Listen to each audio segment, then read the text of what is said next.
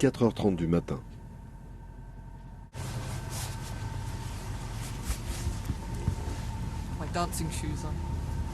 Une fois que Sarah a enfilé ses chaussons de danse, comme elle dit, Marc et elle se retrouvent sur le pont arrière de Tara. Ils y entament une chorégraphie qu'ils connaissent sur le bout des doigts. Les gestes de ce rituel, la mise à l'eau de cette rosette, s'enchaînent comme des automatismes. Leur danse avec le pont s'apparente à la préparation d'un combat.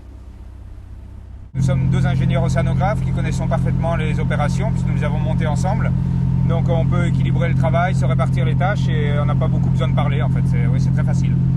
Il faut dire que derrière les arceaux de cette rosette, entre toutes ces bouteilles qu'on immerge, il y a une technologie inouïe, des yeux et des capteurs pour scruter les couches de l'océan jusqu'à 1000 mètres de profondeur.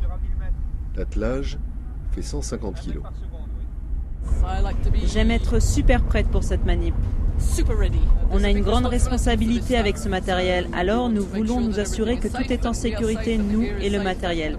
Le meilleur moyen pour que ça se passe bien, c'est d'être toujours prêt et organisé.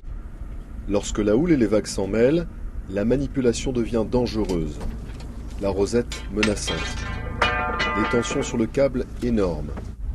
Heureusement aujourd'hui, tout est calme.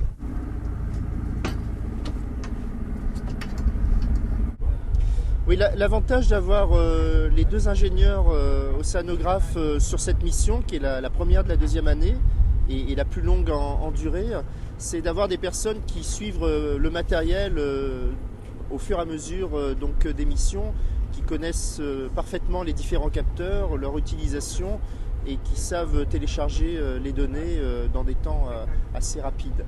Lorsque nos deux duettistes ne jouent pas les voltigeurs, ce matériel hyper pointu donne à cette paire d'as l'occasion de se réunir encore. Et immersion après immersion, quelle que soit la fatigue de jour comme de nuit, des fois toutes les heures, Sarah et Marc se retrouvent toujours sur le pont avec le même engagement.